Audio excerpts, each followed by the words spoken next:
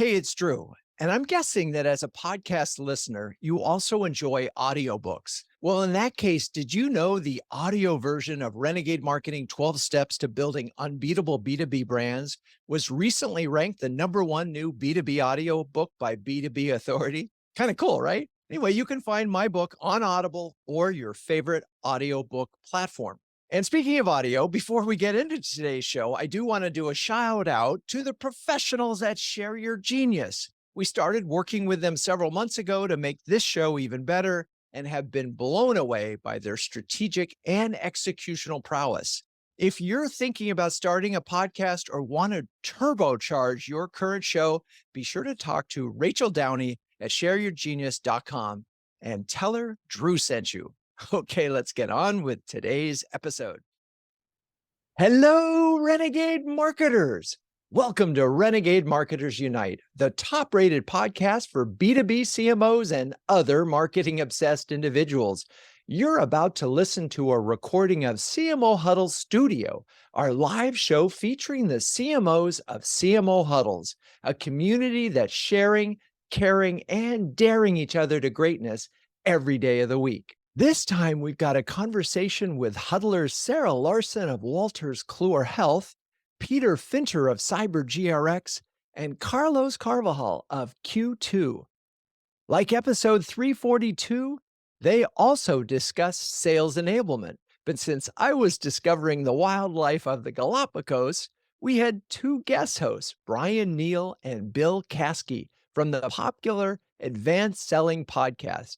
It's a great episode, so let's dive in. You're like, who are these guys? Well, welcome to CMO Huddle Studio. We are Bill and Bryan from the Advanced Selling Podcast. I'm Why are we nervous listening today, to sales? Bryan. I'm I am nervous. too. Well, and the question is, are we nervous because we're hosting and taking over someone else's show? Are we nervous Exactly. because there's a bunch of marketing people that are going to tell us how much salespeople suck? But that's the thing. Now, Drew's in a little cool place. So Drew, who you normally see here, Yeah, is in the Galapagos. And I thought, isn't that where like Charles Darwin went? that's exactly Right? Isn't that where right. he studied all Yep, like, yep. so I don't know what Drew's doing. I don't know if he's on the beach or if he's studying those birds. There's like special birds that live there, aren't there? I'm not a There are, but he's probably got his little Wi-Fi antenna listening in to make sure we don't screw this up for he might be, him. yes.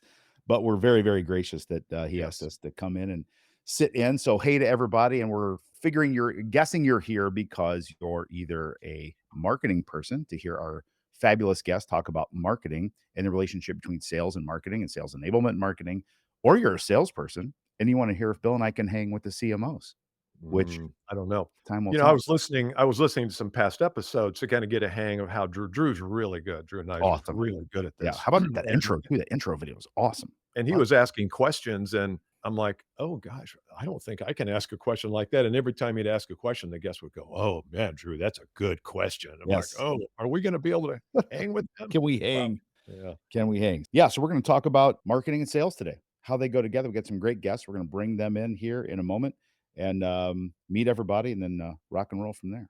Good on that. Yeah, so for those of you who don't know who the heck Yeah. we are, we host a podcast called the Advanced Selling Podcast, and we have for 17 years, Wow. 11 million and some downloads, and a lot of people on LinkedIn. And we talk mostly in that podcast about sales, but I've noticed that over the past few years, we're kind of wading into the marketing world because a lot of times the sales team is also responsible for lead generation, marketing, Yes. positioning, things like that. So even though we're sales guys, we still wade into that those intrepid waters of marketing sometimes. And I'm really looking forward to this because I learned a lot just listening to some of the past episodes. 100%. And I think all of us need to get focused here on the same problem. We're all in the same business. We're all looking to help customers and improve the results for our own businesses at the same time and pick up a check for that because we're capitalists too. That's part of the deal, right? And there's so much angst sometimes between marketing and selling, so much finger Yeah. pointing.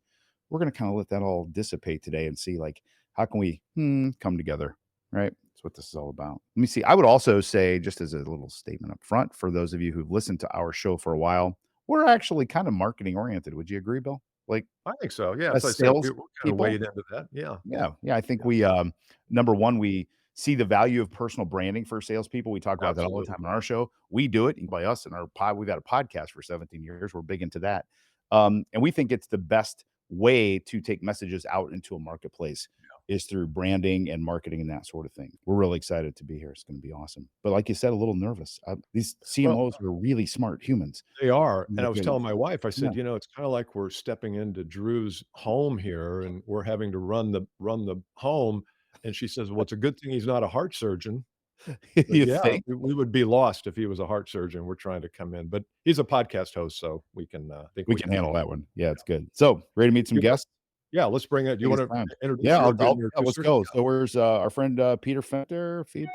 Peter, what's up? Peter's the Thanks for CMO being of here. CyberGRX. Welcome back. How you doing? Where are you and how are you today? I am in wonderful Silicon Valley, right here in the heart of crashing banks. And all things good. We could get into that in a minute. If we can combine Silicon Valley Bank and Chat GPT, we got ourselves a hot podcast episode right now. That's true. Amen. So yeah, great to be with you guys. CyberGRX is actually based out of Denver, Colorado. So I spend my time traversing ski locations. It's pretty awesome. Yeah. Smart man. Now you've got some sales experience in your past. So can you talk about your early formative experience in sales and how's that has helped you as you run marketing at CyberGRX? Yeah, absolutely. Yeah. And you're right. I did spend quite a bit of time in sales before I got into marketing, but even before that, I was in engineering. So that's a really wild ride to go through that. But, I got into the sales space because I recognized that this is where all the action is. It's right there in the interface with the customer. It's the engagement with the customer where all the energy is. And frankly, all the excitement is. One of the best things about being in sales for me was just that high experience of closing that deal, of being there in that moment, of seeing the lights go on and wanting to replicate and repeat that across a broader scale is one of the reasons why I got into marketing in the first place. But I think one of the things that really struck me about the world of sales is just how much rests on the shoulders of that one person, that seller. The responsibility that they have, the pressure that's on their shoulders is so enormous. They simply cannot be successful on their own, and nor should we ask them to be. And that was one of the things that I took away, which is how important it is for you to be able to work with the team and to bring the resources to the table. No one can know everything about everything. And to your point earlier, there are a lot of smart people in our organizations. How can we leverage them in the selling experience? And one of those groups of smart people should be your marketing team. So for me as a seller, it was really, how do I get marketing to help me? And frankly, they didn't do all the help that I wanted. And so that one reason why I ended up getting back into marketing or moving into marketing was because I thought to myself, somebody's got to be able to help these guys out. And that turned out to be me. I love you taking the flag. It's great. Go ahead. That's what we find a lot of times when we go into organizations. We typically work with a VP of sales and sales team, but a lot of times the marketing department is less than. They're not really doing the job. So I have a question. How do you ensure in your organization and others you've been in that sales and marketing really do work together? What are a few tips you can leave our listeners with? The first thing is really about shared goals and success criteria. Like, how are you measuring your success as a marketing leader? How is the set? We know how the salesperson's success is being measured. They're the most visible, transparent people on the planet from that point of view. But the question really is, how much skin is in the game? Because I think we're all familiar with this concept. One of my former bosses used to describe it as the blazing green scorecard. Marketing would come up to the QBR and they would show their quarterly results and everything looked amazing, or hit all their lead targets. Everything was awesome, but sales missed its number. And that disconnect is the root of all evil as far as sales marketing relationships are concerned. So first thing is skin in the game. The second thing is there clarity around roles and responsibilities? A friend of mine used to say, accidents happen at intersections. The reality is it's where those handoffs are occurring. Where is the baton being passed? If both of you enter the intersection, you're bound to have a collision. If neither of you enter, then there is no communication. There's a gap. It falls through the cracks. I think the third thing is mutual accountability to each other. What are we holding each other accountable to? And are we willing to be vulnerable with one another? That to me is the best relationships I've ever had from a marketing sales point of view, is where there's a willingness to acknowledge failure and weakness and address that together. If you can own it together and say, okay, we have a problem with messaging, we have an issue with pricing and packaging, or we aren't getting those events to deliver those results, or our lead quality is suffering, we have too many fake leads getting into the mix. If you're willing to acknowledge those things before one another, that's a huge sign that you actually have a working relationship that can go well. And the last thing I would just say is regular communication and cadence of meetings. Make it a regular thing. If you are waiting for your partner to call you, and you don't call them, guess what? That's not a working relationship. There's a few thoughts based on my experience. Brilliant. We love doing the podcast because we always learn stuff. I've never heard that accidents happen at intersections. That's exactly right. It's unbelievable. I'm like, I've never ever heard that. So that's stolen. Thank you, Peter. And I'd love for you to say baton over and over and over, because it's so beautiful when you say baton instead of my American version. That's just fantastic. So let me ask you this, because I came from Procter & Gamble, big marketing driven company, and I was in sales in P&G. Now we felt, to Bill's point, at P&G as a salesperson, I felt lower than marketing. Marketing really ran the brands and Tide and Crest and that sort of thing. We were just sort of like catching everything, that sort of thing. The rub we always had, and I want your comments on this, was marketing is never set in our shoes. They don't get what's really going on.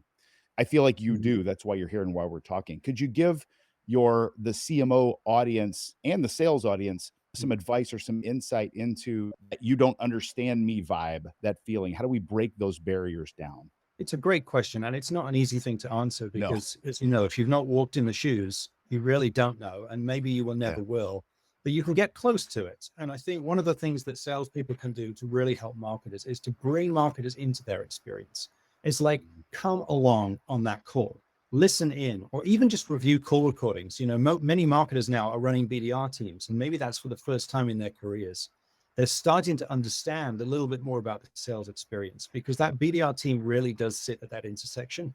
It should be 100% part of sales and 100% part of marketing to be effective. It's a special place. But whether that exists or not in your marketing world, get your sellers to engage you directly in the customer experience, not just to the happy customers. Get them in front of the tough ones, the ones that are really putting the screws onto the sales guys, and live that world. And the more that you can take that on, the more empathy you're going to have, and the more likely you are to be able to respond to the asks that come from your sales team.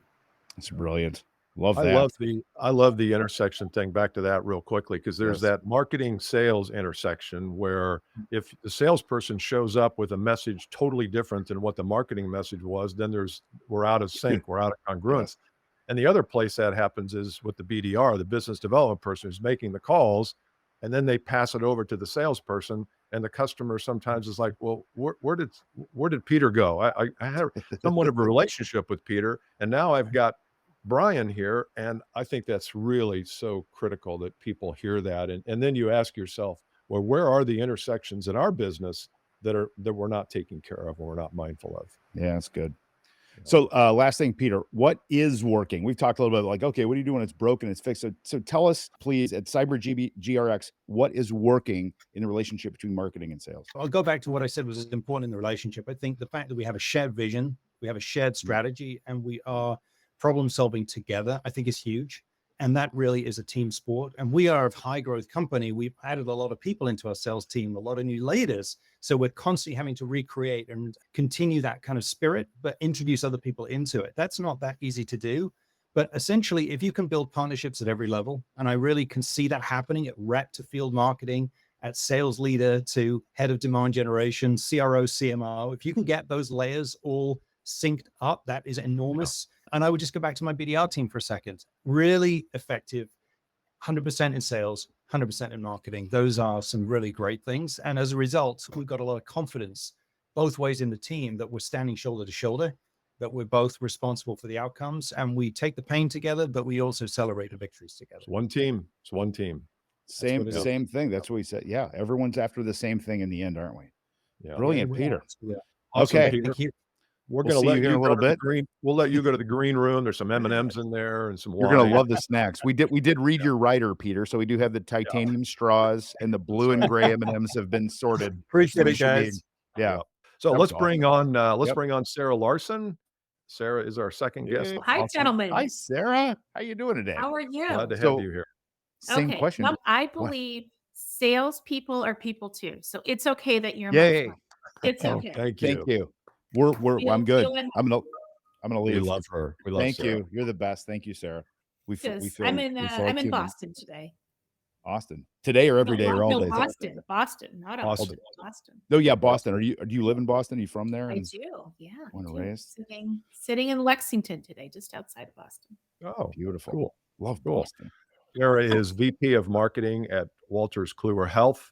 And we just talked to Peter Finter a little bit, so we'll ask you some of those same questions. Yeah. What kind of background did you have in sales before you launched your marketing career, or did you have one? Because that's kind of our line of questioning here, is how sales and marketing coexist and get along and get the goals accomplished. So tell us a little bit about your. I don't think I've ever been smart enough to be in sales. So Oh, I've you're tried. winning. I mean, You're I winning. had my early sales career with multi-channel distribution of Girl Scout cookies. So there was that. Yes.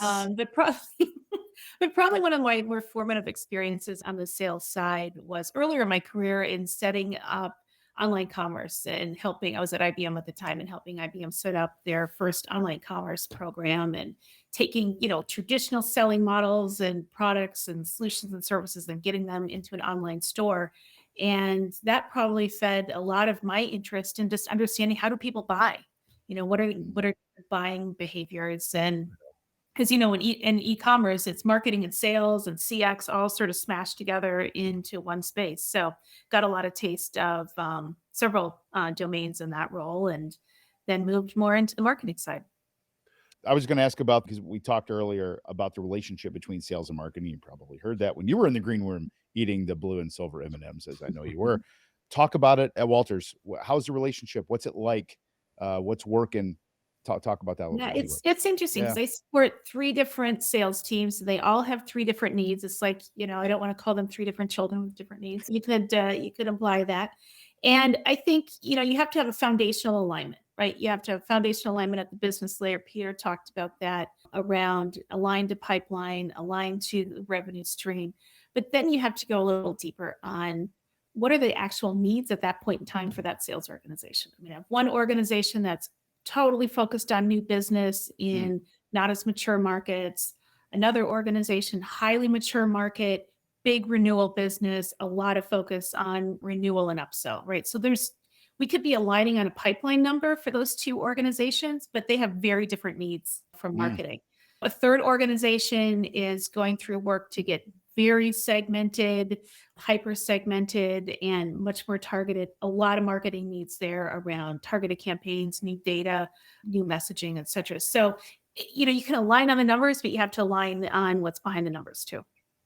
That's a lot of stuff. So that's a lot of stuff, sir. That's a ton. Bryan and I have a common friend here in Indianapolis, and he runs a digital marketing agency. And he says the role, and I'd like to ask you this, the role of marketing is to make it easier to buy and easier to sell, make the product or the service easier. What is the role of marketing at your company? Just a kind of a 30,000-foot view. Say 30,000-foot view is to, one, there's the business contribution, right? That is just rock solid. We have to contribute to the pipeline of revenue. But I think how we do that is really through how do we communicate the value of our solutions? How do we communicate that not just in a marketing campaign, but in all of our customer touch points between marketing, sales, and even thinking about our CX touch points and life cycle? And that's probably the number one thing. People don't call me up and say, I need more leads. They call me up and say, how can I communicate with even more value to this particular role that is now on the buying committee? And that role wasn't there 2 years ago, and now I need to communicate to that role. So that's where I spend a lot of my time. That's an evolved sales team, if they're asking you that. Because a lot of the teams I think Bill and I interact with are a little more selfish. They're like, Sara, where are our leads? We need more leads. We got more leads. And I think that's the other thing I think marketers are learning, the relative source of the lead and why a lead is a lead. Marketers have to explain it. I can't just tell you, hey, Bryan, I gave you 10 leads this month. I gave you 10 leads. 3 of them were coming out of finance. We know those people buy this way. 3 of them were coming out of IT. They're junior, but I know that you've got to call them because they're going to be your data gathering right now to do a presentation up to their CIO. And so marketing has that buying committee insight, and they've got to get that to sales faster. It can't just be a toss over the fence of a lead in sales. Yeah. It's so great, isn't it? You used the word support earlier. I don't know if you knew you said that, Sara. I support 3 sales teams, 3 sales functions. That mentality alone to me is extremely encouraging and refreshing. So Yeah, kudos on I've that.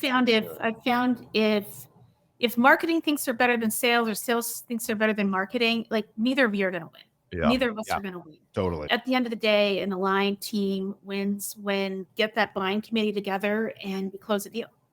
And Love it takes a village on that. And I don't know, it's so funny because we spent all this time, you've probably seen all these charts on buyer journeys, and they all look linear. Right. Marketing steps here and sales steps here. It's like, it doesn't work that way, right? It's It's so like funny. a layer cake, and it all has to come together at the end. So- Yeah, I see salespeople's eyes glaze over sometimes when you start talking about the buyer journey, and Yeah. it's Right. one of those terms that's been used and used. And could you define that for us? Not necessarily at your company, but no, because I think Yeah. everybody needs to understand exactly what is it. I don't mean specifically, but just generally, give us a definition of the buyer Yeah. journey. So I Good. think the buyer journey is who are the people that are going to be in the influencing and decision phase of your product or solution. Good. Love And it. what are those roles and what information needs do they have? What pain points do they have? And then how are you going to respond on value to those? How are you going to say, look, you know what? I hear, Bill, that it's really hard for you to do X, Y, and Z. And that probably means that you're thinking about a solution like this. Can I tell you what value we provide? We've solved some of those problems in the past. We'd like to figure out how we could solve yours. That's the buyer journey. And you can look at all kinds of ways to bring that conversation to market, emails and events and all kinds of tactics. But at the end of the day, you have to have that value message that Mhm. speaks specifically to the pain point of someone on your buying committee. Yes. It's brilliant. Oh. Bravo. Okay, we're going to come see you here in a little bit. You get to go back to the Alrighty. green room, right? Back to those We'll see M&Ms. you a little bit. Exactly. Sure. If Peter Forever. doesn't eat them all, he probably has consumed them all. But anyway, Yes. you let us Yes. know if they're not there. Oh, that's so great. I love it. Drew's going to come back and go, what did you guys do with the M&Ms? Now I've got all my guests are Exactly. asking me for these special Well, things. I Okay. was thinking, you and I love music, and I thought, well, We maybe do. we could play some music, as we start. And then I thought, no, he'd probably get in trouble from some licensing thing. and Right. You get the whole thing crashed. We get Drew sued. Exactly. Thanks, Okay. Brian. Thanks, Bill. Next guest, Bill. Want to bring in our next guest? Next guest is Carlos Carvajal. He is CMO of Q2. Carlos, welcome. What's up? Hey, Bill. Hey, You Brian. Good to speak with you Yeah, guys. exactly Way back, right. Like Yeah. 15 minutes. Where are you and how are you? I know the answer, but I want you to tell our audience. Where are you and how are you? I am in Yeah. Austin, Texas, and I'm doing awesome. But it's a good time to be in Austin right That's now. awesome. Different than July, August when it's like 110 Yeah. degrees. Yes. Right now Yes. it's all good. So as you know, we're Everybody's still- moving to Austin, aren't they? I mean, it's either Nashville, Austin, Miami Beach. Isn't Austin like huge influx of population now? Yeah, Austin's horrible. Like they should stop.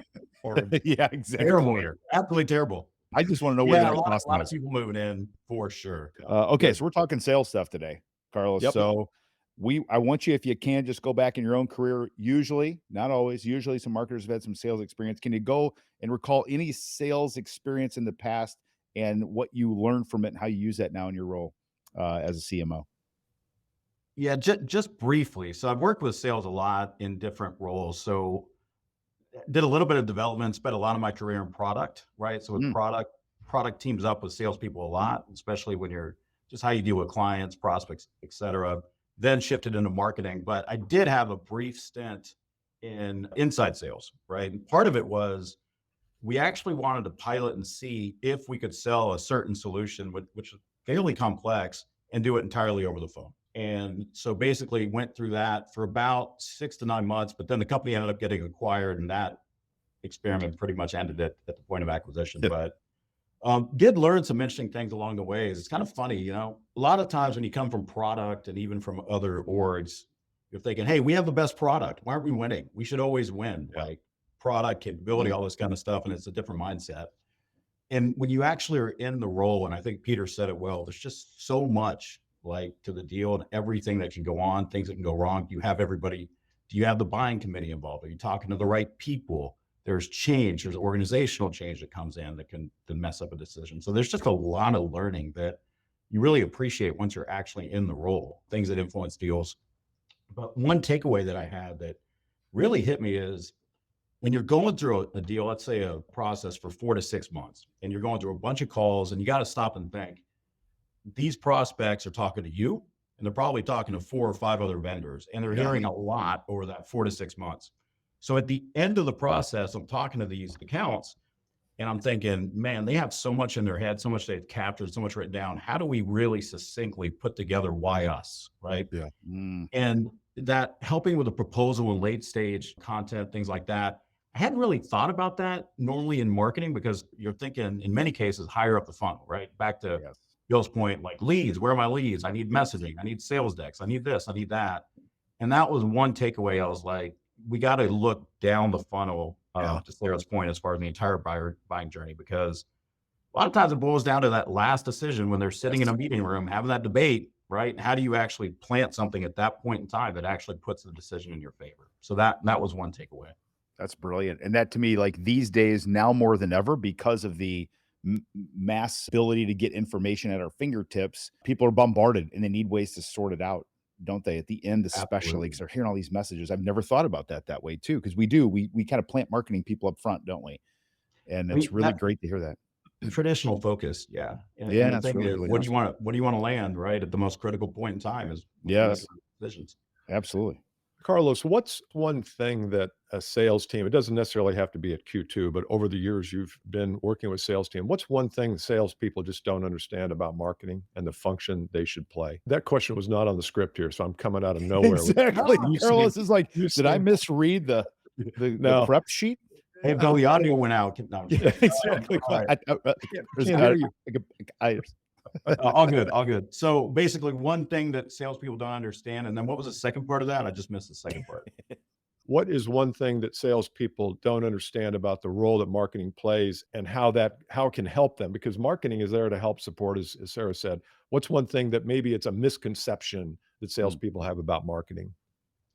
Yeah, I mean, I'll give kind of the easy answer, and then I'll dive deeper into maybe a few other areas. But the easy answer, because it goes beyond sales, quite frankly, it's the classic brand awareness, right? The PR and the relationships with your analyst community and the relationships with other folks, right? Which takes investment, right? And those are decisions that you have to make. How much investment do we make in PR? How much investment do we make in awareness? How much do we, because if you ask them, it's like, put it on lead gen, hire more inside sales reps, right? So sometimes those are underappreciated. And there's a science behind that where you can directly correlate what your demand gen conversion rates look like based on your brand strength, the awareness. Do they know you exist? Do they know what you stand for? All those kind of things influence demand. And that, I don't expect them to really appreciate that level of detail. There is a balance there that you have to strike.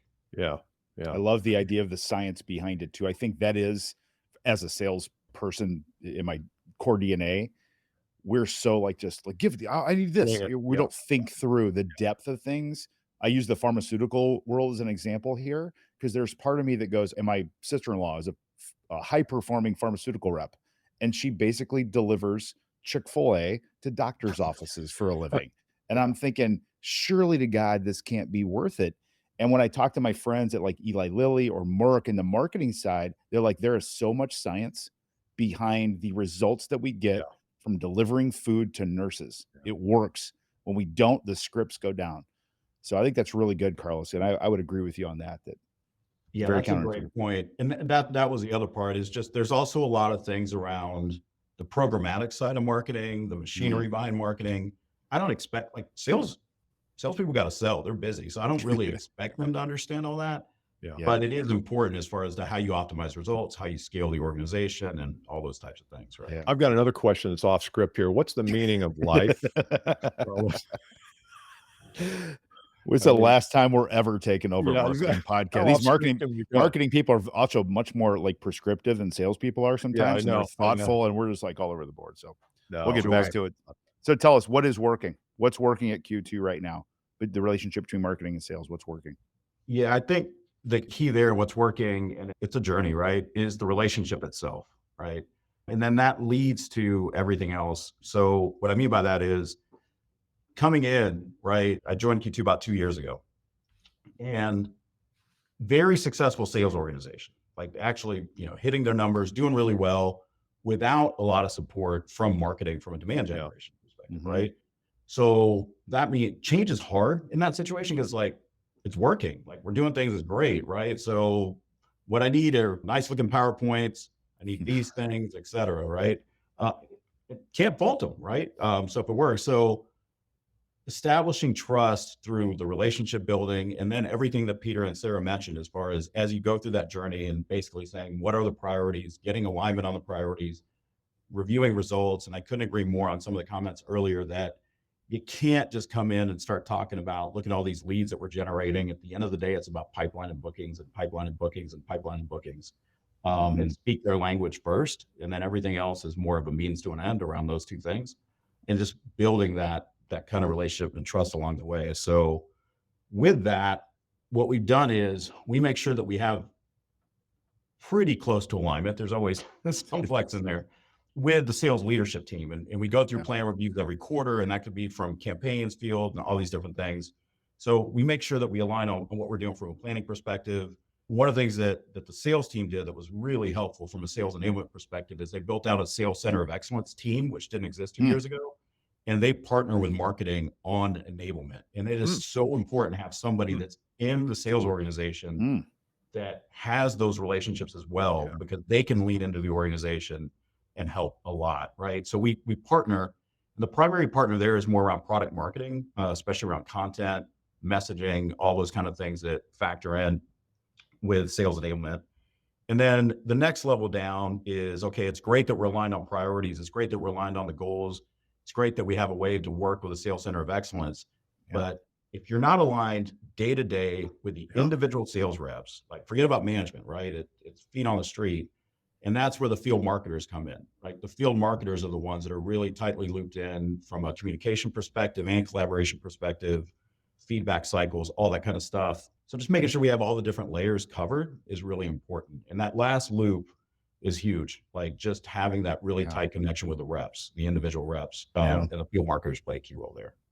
I've never heard of an idea like Sales Center of Excellence and working directly with enablement. So what we tend to do, Bill and I do, is we tend to steal ideas from other people and go share them and get paid for them, Carlos. But we always give credit. So thank you for that one. Everybody were exactly okay. But really, it's great. But that's a really, really smart thing to do. I love that, to maintain alignment. So, Carlos, we're going to send you to the green room. I want you to work on that question that I asked, the secret to life. And when we come back, we will be at It's like a Monty Python movie or something, right? It is a Monty Python movie, actually, isn't it? The History of Life. So we're going to take a break. And thanks, Carlos. We'll see you here in just a few minutes. And we're supposed to talk about the Advanced Selling Podcast right now for a Jeff. Bryan, what do you think of the Advanced Selling Podcast? Let's do it. So, so those of you who don't know, so this would be for all of our marketers listening, all of our salespeople. So Bill and I have been hosting the Advanced Selling Podcast, as Bill said earlier, for 17 years. We were one of the very, very first sales and business podcasts that ever existed. And we are the longest running for sure. Download wise, we're pretty up there too. And people say, how'd you do so well? I said, we just outlasted everybody. We just consistently kept producing the podcast every week. And it's essentially a 15 to 20 minute show with a very moderate amount of humor at the beginning. And then typically a very, very tactical or reasonably tactical sales bit of advice working on a real-time problem. We have nearly 900 episodes, I think, Bill, something like it's over that, but 1,000 something. It's a big library. We have an app. So you can go to the Advanced Selling Podcast, go to the App Store, get the app. So if you're listening, you're a marketer, I would forward that app to all your sales teams. Say, hey, listen to these guys. These guys are okay. And they're marketing friendly. And then we got a program. You want to talk about Insider a little bit, Bill? Yeah, Insider is a special group of people who come together once a month for an hour and 15 minutes, and I work with them. We do coaching on certain parts of the sales process, personal branding, the right questions to ask, how do you master the first call. Everything is sales oriented, primarily for business to business, or high-end business to consumer. So that's that's the Insider. You can find out more about that at advancedsellingpodcast.com/insider. There's a QR code, I think, that Melissa has up there. So thank you for that. So it's a highly engaged community. I mean, both our LinkedIn community, where we have about 11,000 people, and also the Insider program, and our listeners are great.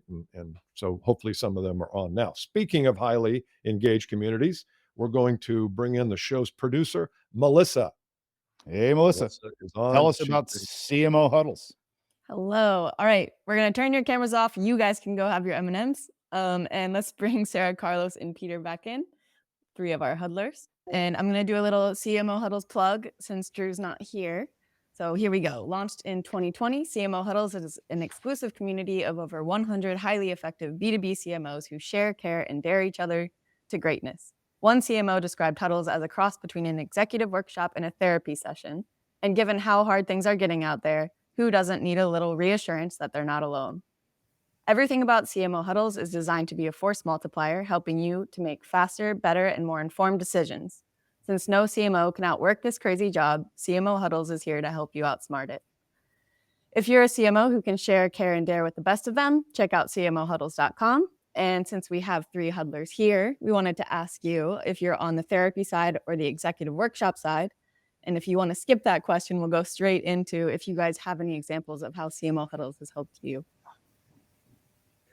Oh, definitely on the therapy.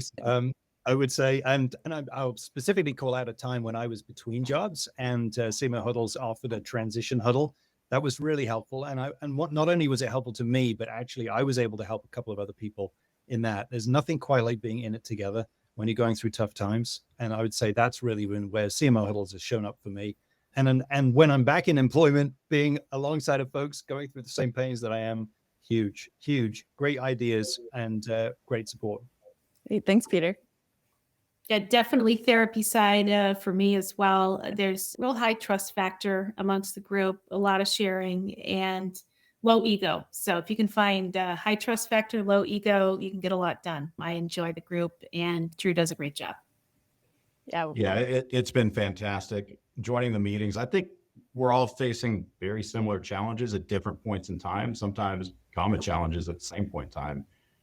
And one example of that was around the great resignation and a lot of the challenge around hiring and just crazy salaries and all these other things. And I actually was able to use like some of the data points from the email summaries and things that were coming out with my HR team to justify some of the things that we needed to get done from a talent acquisition point of view, which was super helpful. So that was one. And then one other thing, and I cannot remember the name of the person that shipped it. I'm drawing a blank right now, so I apologize. But there was a quote that somebody used in one of the meetings around, I want the experience for my team to be the best experience they ever have. I want this to be the best marketing team that you're ever part of. And you felt like that was a great experience. And I actually just use that with my team. And we have a program called Be the Best Marketing Team, which is more about the people, right? And how we take care of the people. And that was a direct idea from CMO Huddles that came out. We've been using that now for over 18 months. And it's been a huge help, actually. Wow, that's amazing. That's great. All right, well, thank you all. I'm going to hand the floor back over to Bryan and Bill, and you guys can get back to sales enablement. Welcome back. All right. Hey, team.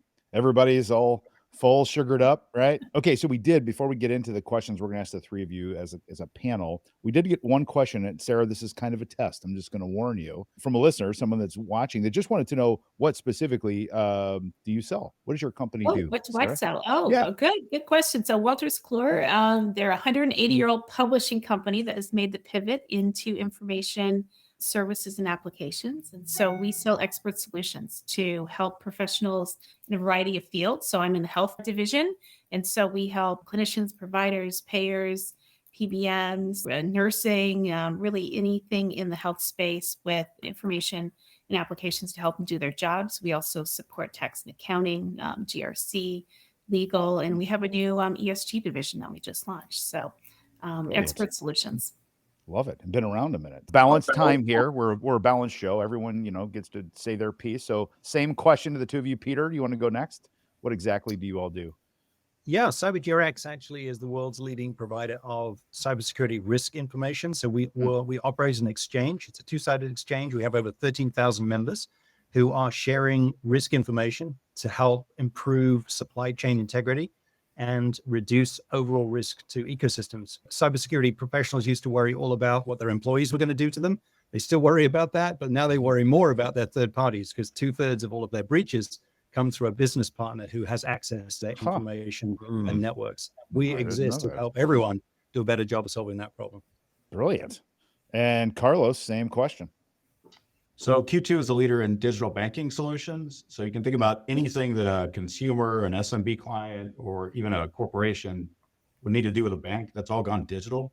So basically what we do is we provide the software that powers all of that for them. Fantastic.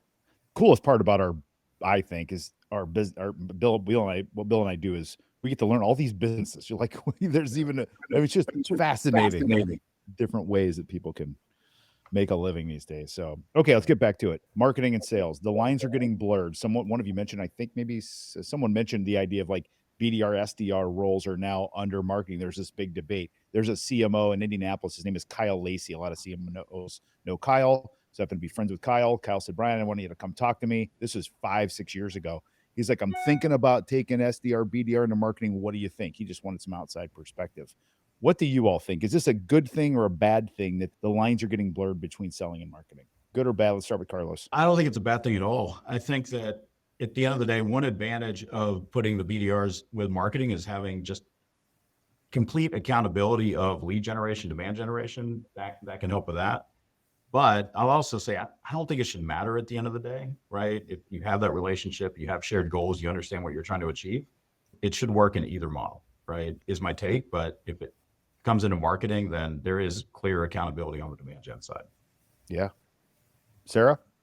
Thanks, Carlos. Right. So I think it's a great question, but I would pose it more to what does the customer care about, right? They care about that everyone in their touch points has a consistent message, that they know how to get value from the people they're talking to.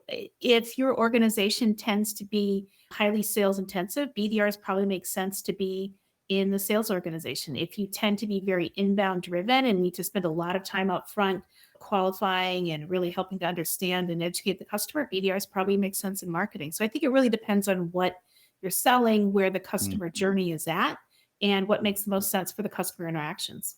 Bravo. Peter, what about you? Just to broaden it back out to the lines between sales and marketing blurring, I think it's not a good thing if there's a lack of clarity. If you're not clear who's on first, then you're likely to drop the ball, and that's not great. On the other hand, it is a good thing if you can team effectively, and that teamwork needs to start from who is on your team. You know, I think often we think about our teams as our functional silos, but something that's really helped me is to think about my peer group as my first team and my functional team as my second team. Now, my own team members might not feel so good about that, but actually it works. It works amazingly well when mom and dad have a good relationship. The kids right? And actually we can make a difference there. I actually really appreciate the fact that we can look at situations, identify what those issues are, and then decide who's the right person to take it forwards from there. That's a shared experience that we can deliver, you know, for our teams. And I think everybody gets along better when that happens. That's brilliant. We've had some really good comments. So if you have a comment, make sure you make it, and I'll read a couple of these. Rosemary says, when I ran field marketing, a few jobs jet back, the inside sales, which would now be termed SDRs, reported directly to me, really helped to crystallize the campaigns that drive results. So kind of echoing a little bit of what you guys said. Yes. I've got a question on content. You know, sales requests content, and however you define content, the marketing person or the marketing department is usually responsible for coming up with it. And then they don't use it. And so the question becomes, I know that's not universal, I doubt it is, but how do you look at content when it comes through a request from the sales team? Tell me a little bit about the role content plays in your relationship with sales. Peter. Yeah, I would say that first of all, content is an increasingly important part of what marketing is about. It's probably always been that way, but now we've actually got a discipline around it. It's started to raise its head a little bit more. But I think the way I think about content development is there's a difference between explicit needs and implicit needs. When a salesperson comes to you, they're telling you something that they see a need for. That's an explicit need. If you're a good marketer, you're going to understand something about the implicit need. So when you say to me, I need this, is that because what you're hearing from your customer is X, or you see a gap in the process, or we're not able to explain something well and you're looking for some help? So I would say to marketers, do the work, understand your buyer, understand the personas in your ICP, understand the use cases, and build messaging and content that aligns with the jobs to be done. Because ultimately we're trying to help customers do things better. We often have to reframe their thinking, and then we have to show them why our solution matches the needs. If you can build that foundation, you're going to have a much more fruitful conversation with your sellers about what's going on. The second thing is listen to what they hear. So go and do those joint calls, review those call recordings. If you have your BDR team, find out what happens in real life, not just in your head. Marketers love to live in their heads. Get them into the real world. It definitely helps improve the content they deliver. That's awesome. Sara or So good. Carlos, would you like to weigh in on this question? Sure. I have this belief that in marketing, content is our product. The outcome is going to be pipeline and revenue, but we create content. That is really what marketers do. And you have to think of content creation like you would creating a product. So if someone's coming to you and asking you for a product, and 50 to 60% of the time when you give it to them, they're not using it. You have to look at what are the why is there not a product market fit here for your product? And so as marketers, we have to apply the discipline that we have in product marketing to really get underneath what's the question behind the question of why does sales need this content? Yeah. What's it looking to address? And then measure. You got to measure the effectiveness of your products. So I apply that product marketing discipline to thinking about, content. Yeah. Carlos, got anything on this? Yeah, those are great points from Peter and Sara. I'll just add a couple of things. It's funny, Bill, when you ask the question, this is a hard challenge at every company I've ever been at, right? When they say, how do you actually get people to use the content, et cetera, right? So back to that sales center of excellence, the SUE has helped with that a lot because we make sure we get them involved in the process when we align with the sales team as far as what are we going to deliver? Because part of it is writing the content, aligning with a buyer, aligning with the needs, getting all the subject matter experts involved. But you need to have an enablement plan. Once you build the content, what are we doing to actually to roll it out? Do we have plans around that? And then how do we know any of it's sticking? Are we actually going to train on some of the knowledge capture and things like that? So just making sure that you go beyond producing the content and think about the full enablement plan behind it. And if you can't get alignment on that, it's not really going to work. That's really good. And I'm not going to admit in a public forum like this that I may have destroyed 4,000 pounds of marketing collateral when I left Procter & Gamble, that these marketing people with much smarter than I spent years and years compiling. Yeah. I'm not going to admit that I did that, but I'm guilty. Okay.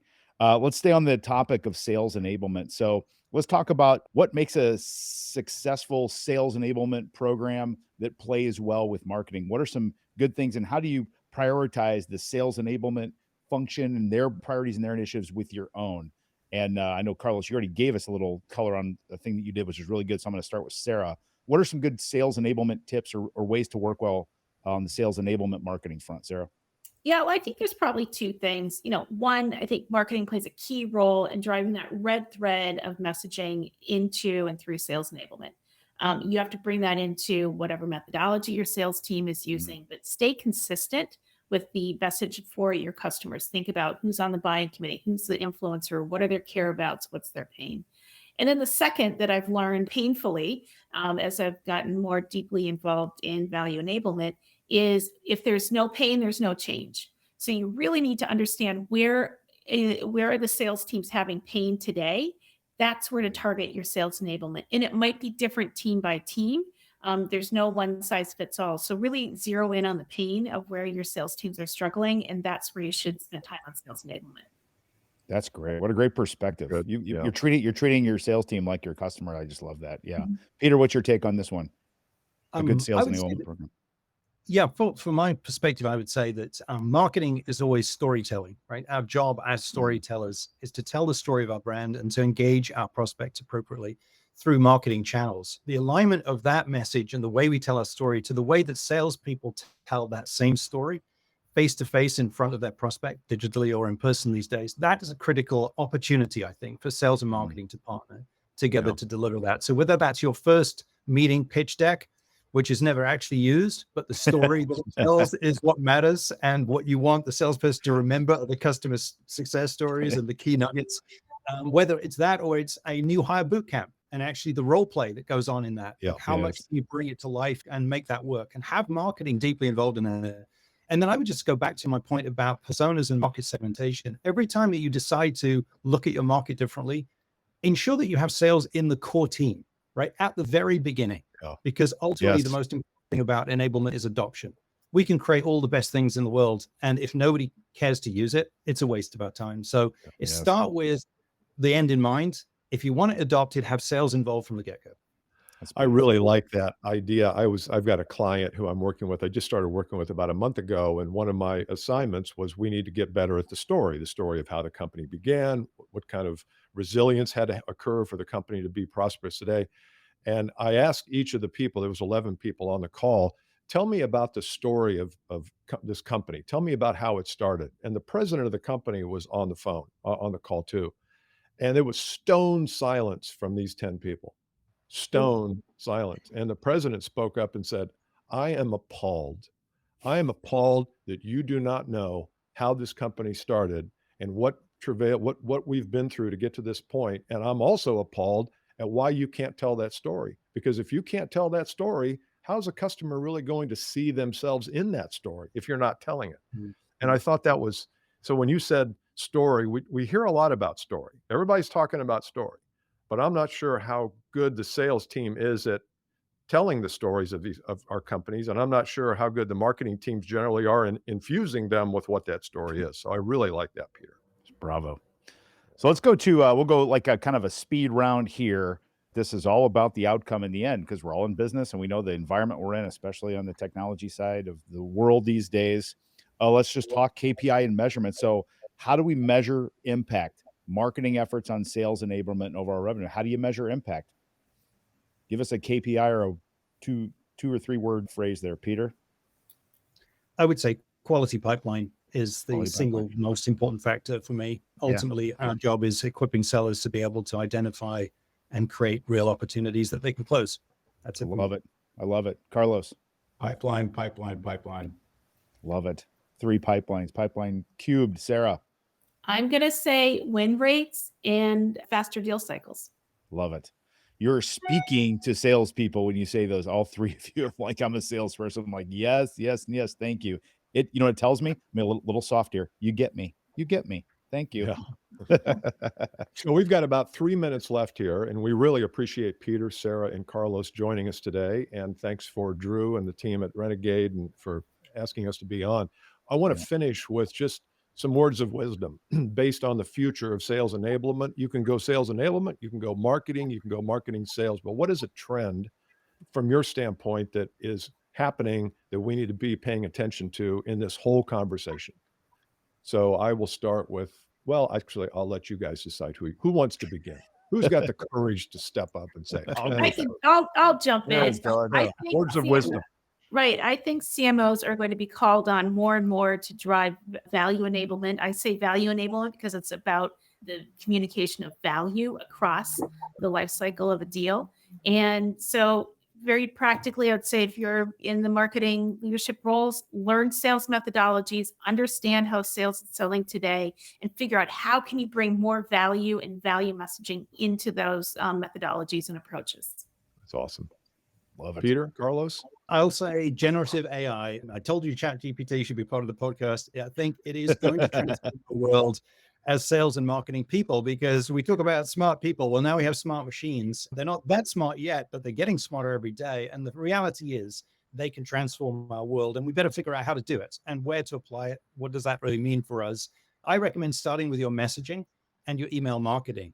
Give it a chance, and you'll be amazed at how apparently smart it appears to be. So how do we take advantage of that? I would also say competitive intelligence is another area where we can leverage technology like AI much more effectively, but it needs to be consumable for your reps. If you're going to overwhelm them with new sources of data, it's going to be unused. So let's be thoughtful about it. That's something we all got to get our arms around. Awesome. Carlos, finish it off here for us. Yeah, I was going to mention something similar, but I think part of the challenge with adoption and just usage of things is just making it easy. Like, how do you make it easy to find what somebody's looking for? And that is a big challenge. And that's where I think AI and other technology can come into play. You know, Peter mentioned ChatGPT, because I think the easier you can make it for somebody to find, I need a piece of content that's going to help me with this type of deal against this competitor, et cetera, right?